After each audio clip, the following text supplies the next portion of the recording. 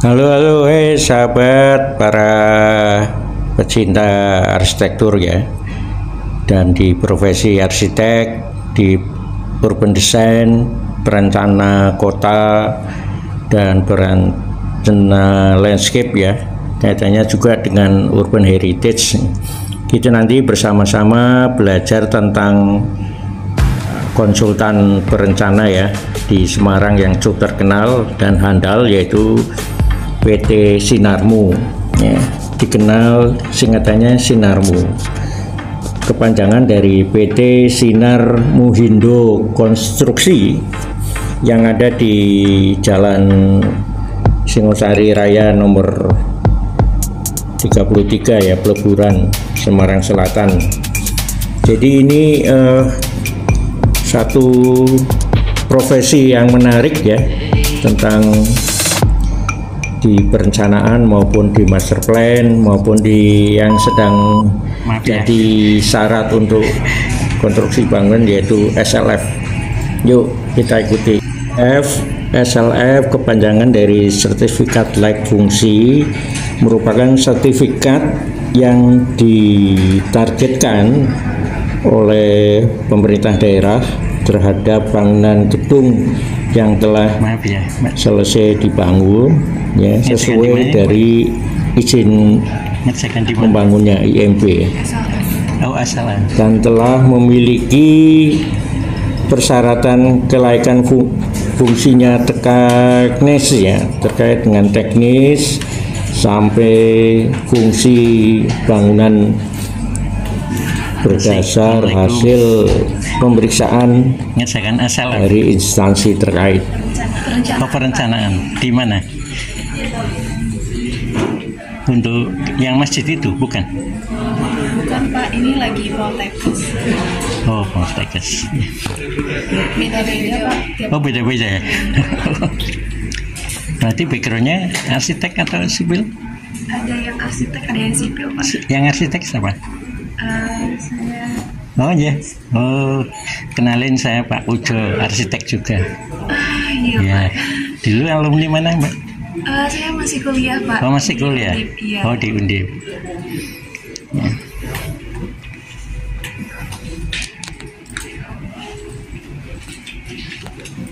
Masih sama Bu Yayu ya? Bu Yayu? Iya, tapi saya sekarang nggak dapat beliau Pak. Nggak. Oh ya, anak saya alumni sana. Ya. S2-nya di Jepang. Ya. Arsitek juga ya Pak? Iya.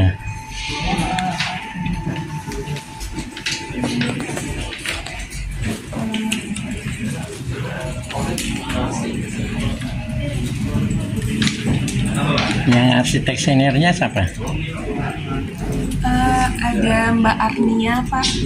Oh ya. Itu Mbak Arnia sekarang juga lagi S2 di Undip Pak. Oh gitu.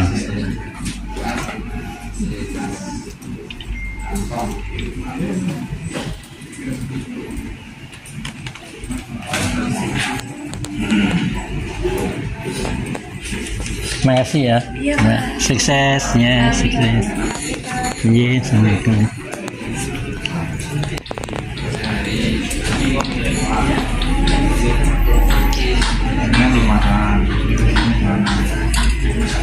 Assalamualaikum Mas.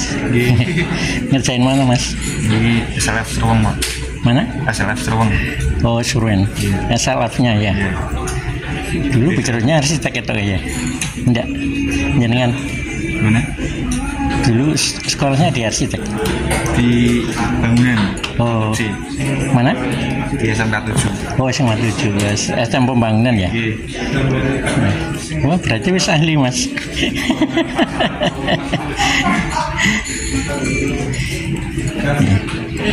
Sukses ya Mas. Mana? Oh ya.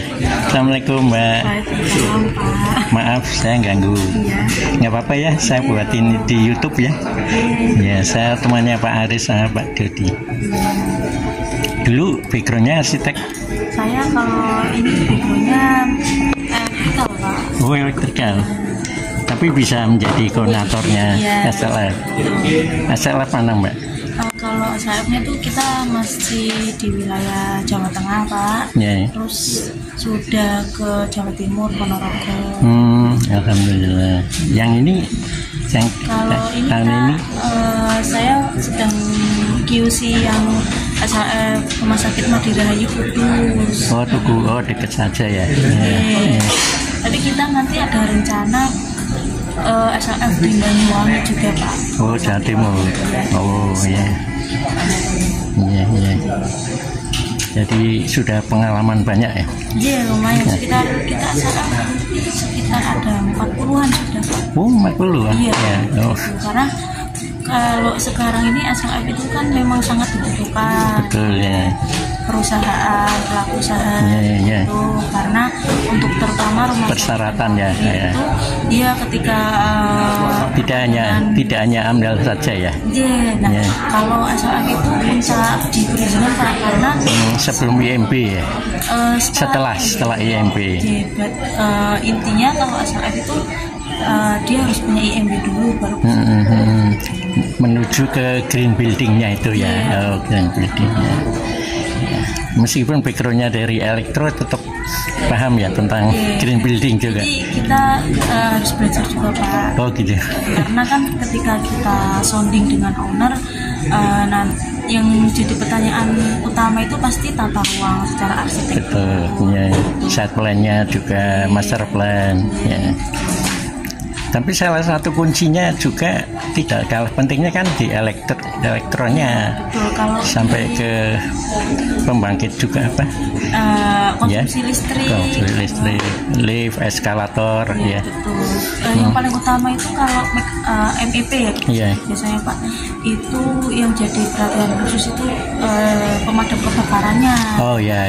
Karena extinguisher-nya ya. Jadi selama ini karena ketika ada kebakaran penyebab utamanya itu listrik, harus konsleting Pak.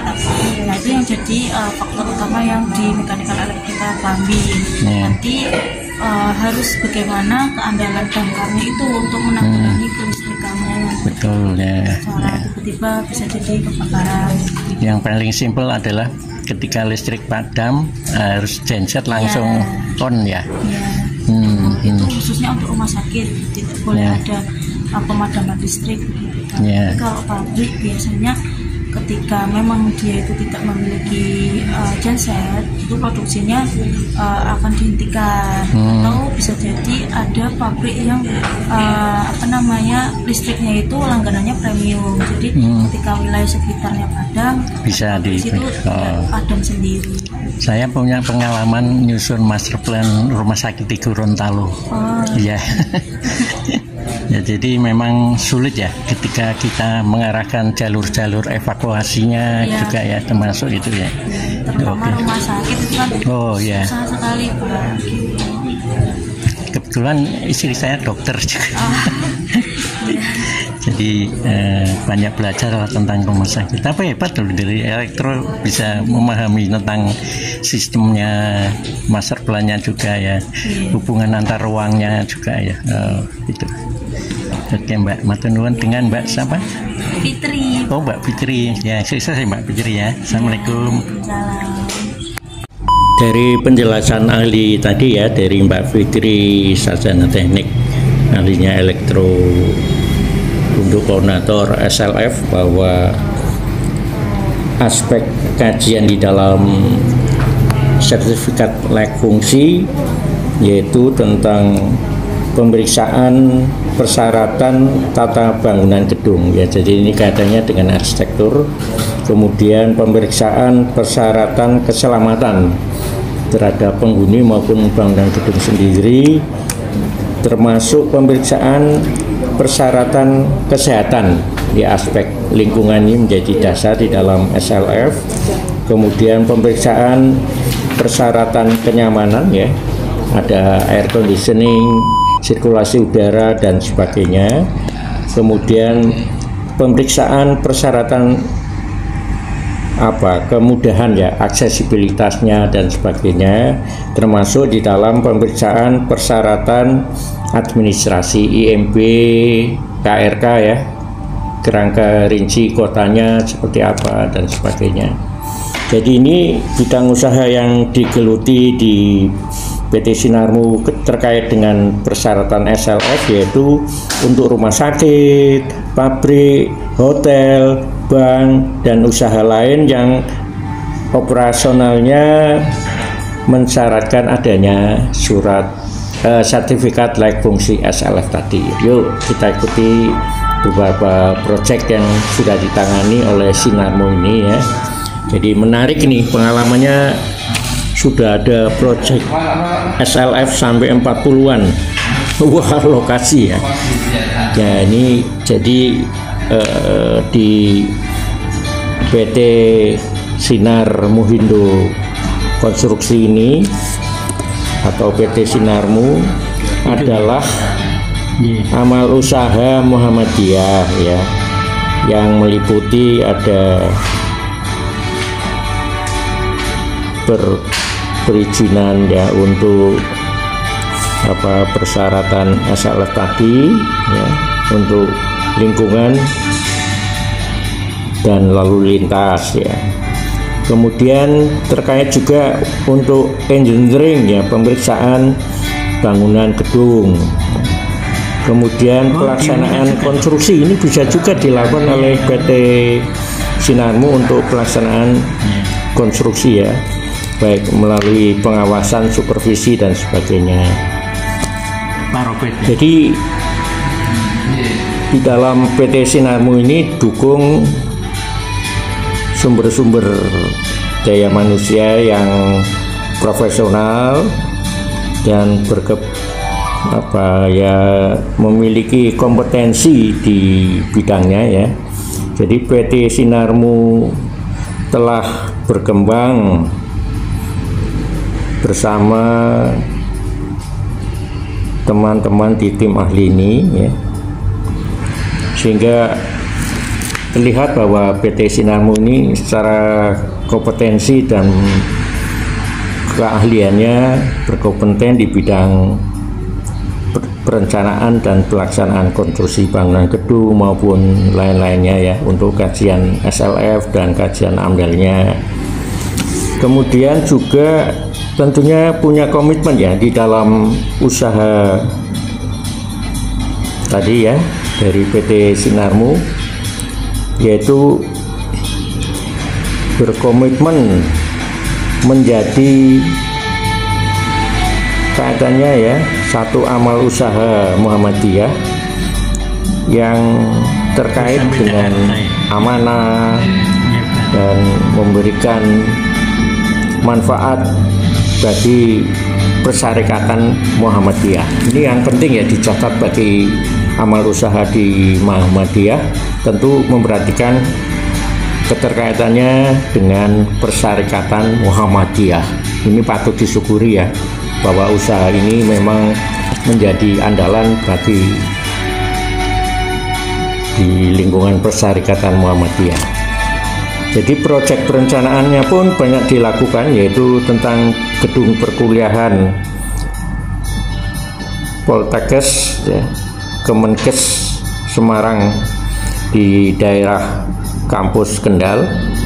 Kemudian persyaratan detail engineering design untuk rumah sakit umum daerah Mijen, yaitu satu usaha joint, tidak hanya satu kota ya Pak, beberapa pihak ya. Kemudian master plan rumah sakit umum daerah Mijen tadi yang joint lagi. Kemudian perencanaan detail engineering design RSUD Randu Dongkal ya, juga join dengan di daerah Kabupaten Pemalang. Perencanaan RSUD Merah Putih untuk tahap ketiga ini di Kabupaten Magelang. Kemudian review desainnya RSI di Kendal. Perencanaan rumah sakit Mawardi gedung critical center ya. Ya, sampai hari ini pun sudah dilakukan di dalam perencanaan maupun melakukan supervisi pembangunan konstruksinya. Juga perencanaan pengembangan kawasan Poltekkes Kemenkes Semarang di kampus Blora, kemudian perencanaan Rumah Sakit Umum Daerah Tugu Semarang. Jadi sudah pengalamannya banyak banget.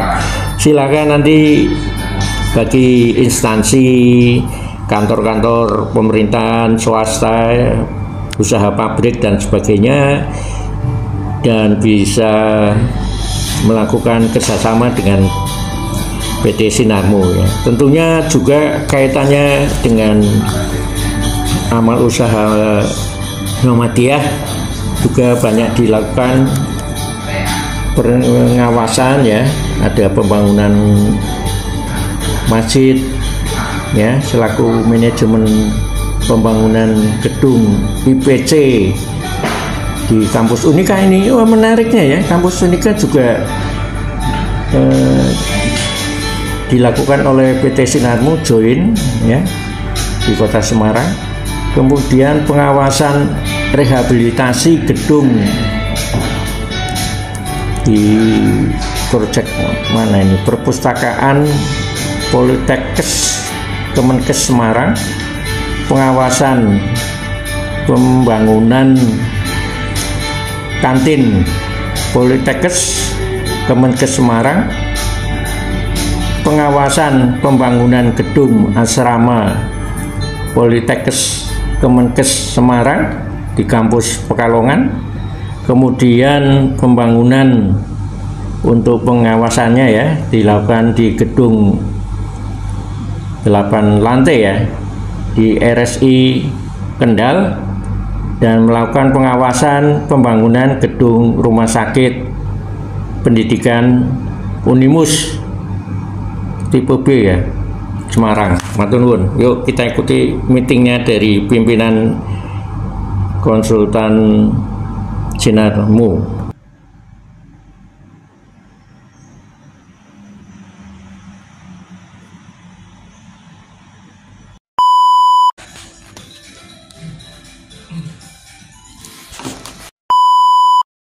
Jadi saya kenalkan sebagai penjembatan Pak Pujo, bahwa Pak Pujo ini arsitek senior Mas Didit. Arsitek senior. Salah satu cirinya adalah kumisnya. Amin amin. Beliau sering bergerak di Muhammadiyah, di organisasi Muhammadiyah. Tapi walaupun kumisnya sudah tebal, kalau boleh dikatakan 3 bulan ini baru kita ketemu. Jadi sering ngobrol di sosial media, tapi baru komunikasi 3 bulan ini. Dan 3 bulan sempat ke sini, tapi setelah itu vakum. Jadi tadi ketemu di rumah ini, ya wes kita ngobrol lagi. Maka kita ajak ke sama kemarin di masjid. Oh, di masjid ya. Terus Pak Pujo, beliau Pak Didit. Pak Didit ini arsitek juga. Oh iya. Ini berarti umurnya 50-an ya, 50-an. Dari arsitektur mana? Bosur ITS. Swasta. Nah, beliau, nah keduanya insya Allah ini kita dipertemukan di Sinarmo, dan mudah-mudahan nanti bisa bekerja sama gitu. Amin amin insya Allah. Mengembangkan sama-sama di Sinarmo. Nah terus baik, kita mungkin ini langsung di cara mainnya aja Pak Pujo. Iya. Jadi siap. biar saya tidak tegang, nggak usah di video.